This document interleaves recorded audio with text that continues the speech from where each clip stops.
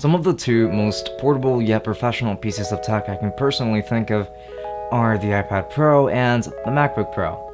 Now, both of these are going to satisfy very different demographics, and I do acknowledge that. However, both of these are very different, but you might want one or the other, or even both, for different circumstances. It all really does depend on the individual. So this comparison is for those who are undecided, and hopefully I can help shed some light on this situation. So, which one should you get? Should you get the iPad Pro, or should you get the MacBook Pro 13-inch? Well, let's dive in.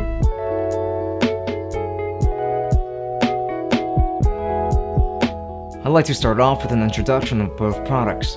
First off, for the MacBook Pro, you got a full-fledged laptop, one that can run all of your desktop apps, and is running a desktop operating system, which is macOS, and has Thunderbolt 3 ports, not just USB-C.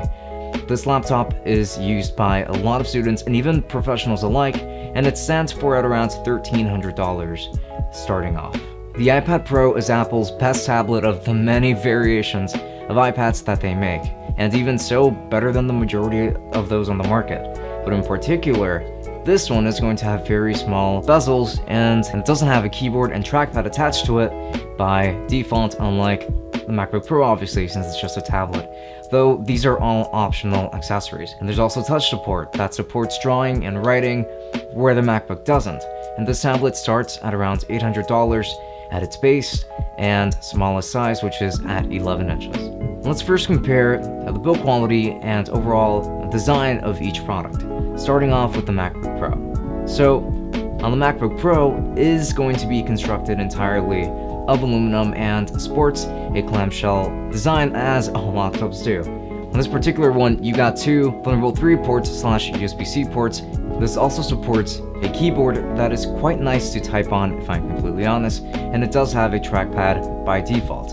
And the chassis has little to no flex, and this laptop just feels incredibly sturdy. One of the best builds in any of Apple's devices that I have ever seen. Now, the iPad Pro is also constructed entirely of aluminum, for the obvious exception of the screen itself. It's very thin, it's very light, and it does feel pretty solid in hand. However, this tablet is susceptible to bending. This tablet requires some protection, at least in my opinion. This tablet has one USB-C port, which is not a Thunderbolt 3 port, and no headphone jack for that matter.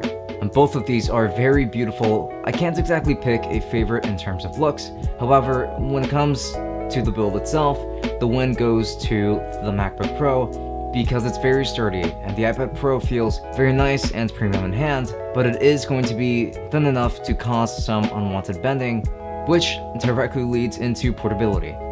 Both of these are very thin and very light, so frankly, these are both great when it comes to portability. However, the iPad Pro wins because even at the 12.9 size of a larger model, it's still smaller and lighter than the 13-inch MacBook Pro on its own. Depending on the keyboard case, it could actually get even heavier than a MacBook though, which is something worth noting. I do have the 11-inch iPad Pro with a bridge aluminum case, and it's definitely heavier than the naked iPad, but it might still be lighter than a MacBook Pro, even if it's just thicker as a result. There are many options here, but the iPad Pro is pretty much as portable as you make it, and it all depends on what case you end up getting for it. So with that said, in terms of portability, the iPad Pro does win by default just in terms of all that. And now, I would like to make a comparison for keyboards, trackpads, and mouse support. The iPad doesn't come with a keyboard, however, my keyboard of choice is the Bridge Pro keyboard for the 11-inch model. So there's going to be a point of comparison for them, and that's just going to be at that. And the MacBook sports a scissor switch that resembles. The design is also cleaner and more spacious. And the trackpad is massive and supports a lot of gestures. You even get great haptic feedback when you click it too, and making navigation feel so nice just overall. There's also mouse support, but that's always been a thing within macOS, so there's no surprise there. However, the iPad Pro's keyboard case, the one I have here, also has pretty clean layout for the keys, and they're spacious enough for myself, since I have small hands. The buttons are going to be a little bit mushy in comparison, and the typing experience just isn't really as crisp even if it is still pretty nice. And also, I don't have access to a separate trackpad, even if it is just an accessibility feature now. And you can add any gestures and actually add a lot of customization when it comes to navigating through iPadOS more easily if you have an external mouse.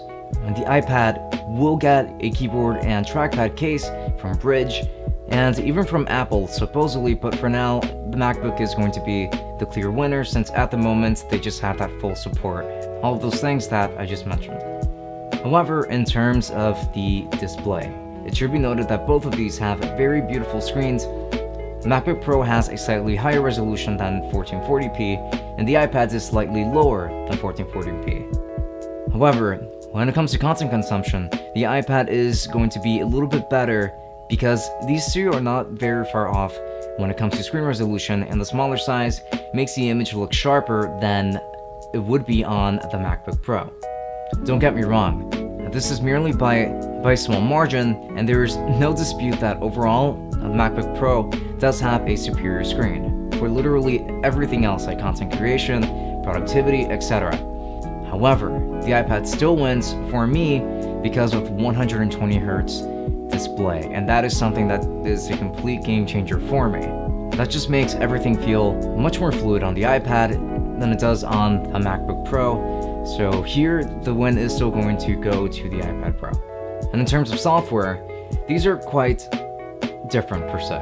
And the MacBook Pro runs macOS, so it can run the full desktop productivity apps such as Final Cut Pro, Adobe Premiere Pro, full Photoshop, After Effects, Maya, etc. And it has full mouse support, though no touch support, even if you do have a clunkier and quite frankly less useful iteration, that being the touch bar. I mean, it's cool, but it's not quite as useful as an actual touchscreen would be. The iPad Pro runs iPadOS, a spin-off of iOS, but much more focused on productivity. Essentially, it is going to be a version of iOS on steroids and better accessibility with more productivity apps based like Procreate, Affinity Photo, and especially LumaFusion.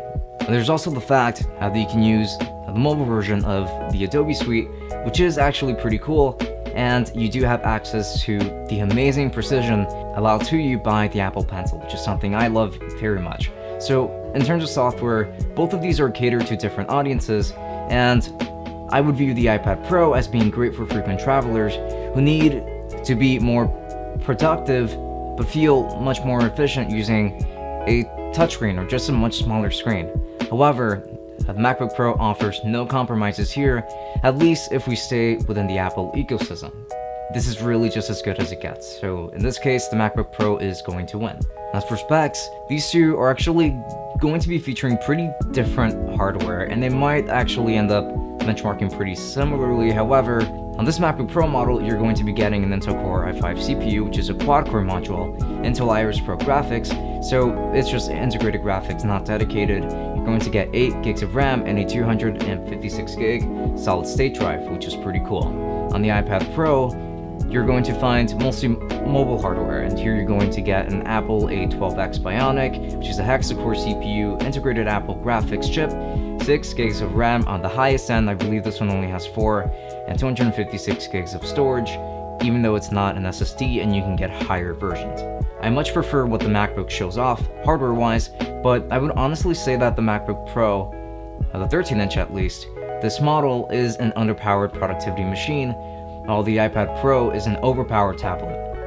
If you need the MacBook Pro for video editing outside of Final Cut Pro or 3D modeling for instance, please upgrade to the 16-inch model, or at least aim for the i7 module for hyper-threading advantages, more RAM, and more Thunderbolt 3 ports, which are definitely going to come in handy later on. The iPad Pro can't get more performance than just a storage bump, essentially, so there's that. And the prices here would also be determining which configuration is best for you in the long run, but there is definitely a ton to consider just depending on your workflow. In terms of battery life, both of these are actually pretty fantastic, and you can't go wrong either way. The MacBook Pro will easily last you all day, though with more intensive programs, it'll start to take a greater toll on its battery. Either way, it's super solid. the iPad Pro also has fantastic battery life. Though, thanks to the much less demanding productivity apps on mobile, you should be able to squeeze a lot more battery out of the iPad Pro. And honestly, they're both going to be great in this segment, and they're both great. And the software that you will end up using should still determine which way you need to go overall. However, in terms of speakers, both have really nice speakers. The MacBook Pro has a stereo set of up to 2 speakers, and the iPad has a quad speaker. They both get really loud and have a nice amount of bass too. But the MacBook Pro gets undeniably louder from my experience, and there's also a little more richness and clarity from the MacBook Pro than what you would get on the iPad Pro. So the MacBook Pro wins here again in terms of speaker quality, really. And so now we have reached our conclusion. Both of these are really great devices, but they're still very different. I think that they're both awesome, and my personal preference is going to be on the iPad Pro, and the best kind of support for it too. Mind you, it's super portable and very streamlined. But I also never really liked macOS personally because I'm just more of a Windows guy. However, when it comes to fulfilling my hyper-portable needs of drawing, animating, and editing videos on the go, all of those are really being taken care of by the iPad Pro.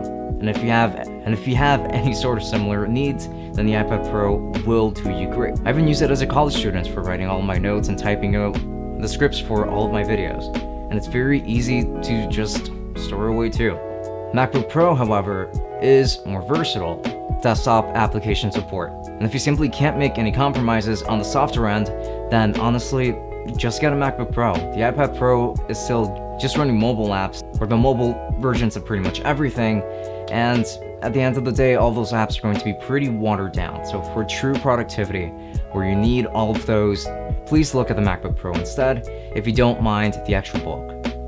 Because at the end of the day, it will be worth it just depending on what kind of work you're doing. And really, that has been my verdict. And if you're interested in purchasing either a MacBook Pro or the iPad Pro, then I will be making sure to leave affiliate links to all of those down in the description. All of these are going to be towards Amazon, and if you end up using any of my links to make a purchase, then I do get a small commission that does help me run things just a little bit more smoothly around here. So if you were to use those, I would appreciate that quite a bit. And also, if you like me enough, then do make sure to follow me on Twitch, where I like to do my weekend streams on Fridays and Saturdays, usually from 10 p.m. to 12 a.m. And I think that you will especially like it if you're into Final Fantasy XIV, MMOs of the like, or if you just want to chill and listen to some jazz while we just have a conversation down there. Also, do make sure to follow me on both Twitter and Instagram for the latest news on the Tech Summit endeavors. With that said, this has been Francisco from Tech Summit. Thank you for watching, and I'll be seeing you all later. Enjoy.